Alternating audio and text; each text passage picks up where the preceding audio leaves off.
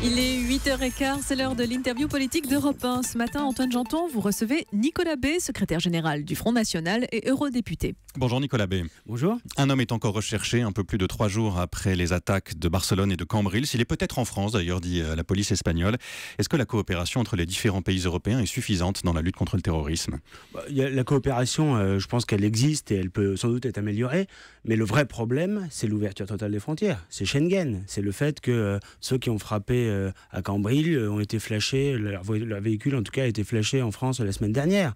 C'est le fait que l'imam de Ripoll, qui semble être le chef de la cellule djihadiste, a séjourné librement en Belgique, puis s'est déplacé sans doute en France, puis a agi en Espagne. Donc si on n'a aucun contrôle aux frontières, on n'a aucune possibilité de mettre hors d'état de nuire ces islamistes. Cela dit, des pays ont le contrôle de leurs frontières, le Royaume-Uni, la Russie, et ça ne les empêche pas d'être victimes d'attentats. Bien sûr, mais plus on diminue les risques, et mieux c'est. Je pense que tout le monde en conviendra.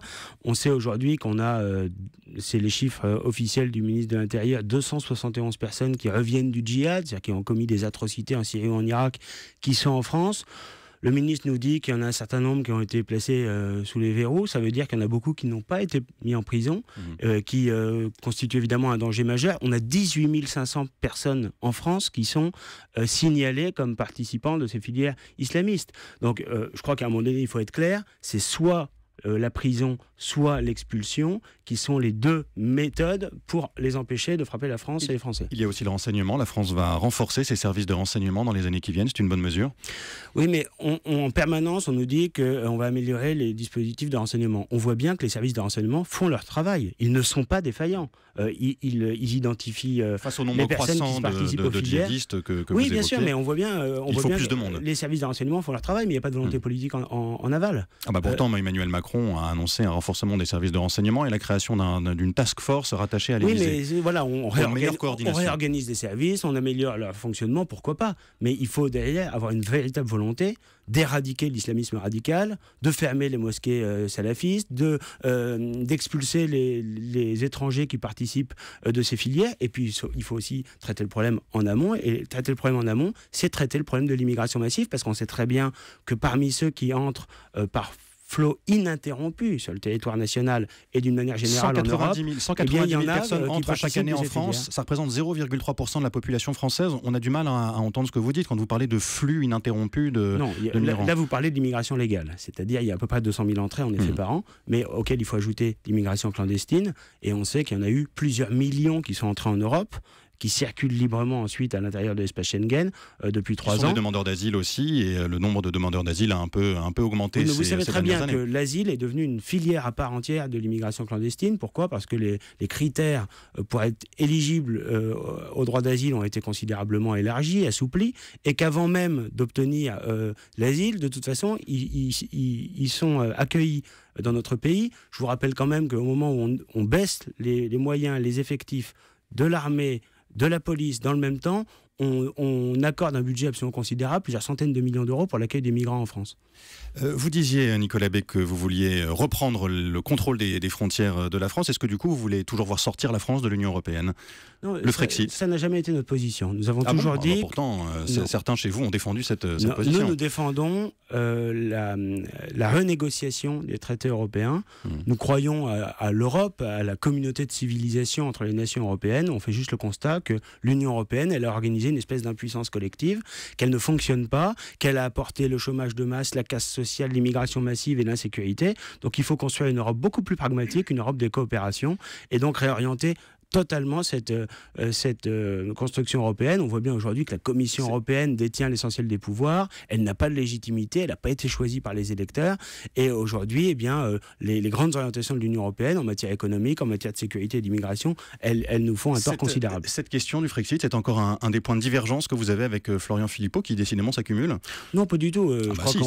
On est d'accord sur le fait qu'il faut vous n'êtes pas d'accord sur le Frexit pour le coup. Une Europe des coopérations, c'est la position officielle du Front National, une Europe de coopération, une Europe des nations, mais évidemment, on voit bien que l'Union européenne dans ses orientations politiques et dans son fonctionnement très antidémocratique, pose aujourd'hui un très grave problème. Vous dites aussi, Nicolas Bay, que la sortie de l'euro n'est pas une question prioritaire. Ça l'a été ces derniers mois au sein du Front National, pendant la campagne du Front National. Mais ça reste une question. Donc, dans l'absolu, à terme, est-ce que la France doit sortir de l'euro ? Je crois qu'à terme, la France, en tout cas, doit retrouver sa souveraineté en matière monétaire aussi. Donc, ça veut dire le retour au franc ? Oui, en tout cas, faire en sorte qu'on ait une monnaie qui soit un outil au service de l'économie. Ce qui aujourd'hui... c'est pas tout à fait la même chose. La souveraineté et un outil au service de l'économie. La politique, ça consiste quand même à définir des priorités. Et la priorité pour nous, c'est de retrouver notre souveraineté en matière territoriale. On évoquait la question des frontières. C'est une question absolument fondamentale. Il faut aussi la retrouver en matière législative. On va éviter que nos lois soient de simples transpositions des directives européennes. Le Front National a mené un séminaire de travail à la mi-juillet qui a permis de définir clairement ses priorités. La France doit retrouver la maîtrise de son destin. Le peuple français ne doit pas être dépouillé comme ça de ses pouvoirs, de ses droits fondamentaux. Et la priorité, c'est de retrouver une souveraineté territoriale. Le Front National ne veut plus sortir de l'Union européenne, ne veut plus sortir de l'euro. Sa position a beaucoup évolué ces derniers mois. Je crois surtout qu'on a caricaturé nos positions. On a voulu réduire le projet du Front National et de Marine Le Pen à la seule question économique et ensuite réduire notre projet économique à la seule question monétaire, qui est un des aspects seulement de notre projet économique. Il y a beaucoup d'autres aspects, la baisse des charges, la baisse de la fiscalité, le soutien à nos entreprises, le protectionnisme qui est indispensable pour éviter la concurrence déloyale. Sur tous ces sujets-là, nous avons largement mené campagne et on a tendance parfois à l'oublier. L'économie française, justement, elle va mieux, Nicolas Bay, elle redémarre, disait chiffre à l'appui le journal du dimanche hier. Les politiques que vous avez combattues ces derniers mois portent leurs fruits ? Non, je crois que... On ne peut pas aujourd'hui dire que l'économie française redémarre. Les chiffres sont là, la croissance reprend. Oui, vous remarquerez d'ailleurs qu'on a une croissance qui reprend très légèrement et parallèlement, on a un chômage qui continue d'augmenter. Ça veut dire quoi ? Ça veut dire qu'il y a peut-être une catégorie... Il a baissé il y a quelques jours, moins 0,1% sur les après une derniers augmentation continue pendant des mois et même des années et des années. Donc le fait d'avoir une très légère amélioration de la croissance, on peut s'en réjouir. C'est un taux jamais mais ça vu ne depuis veut pas dire que ça règle ni le problème de l'emploi, ni même le problème du pouvoir d'achat des Français.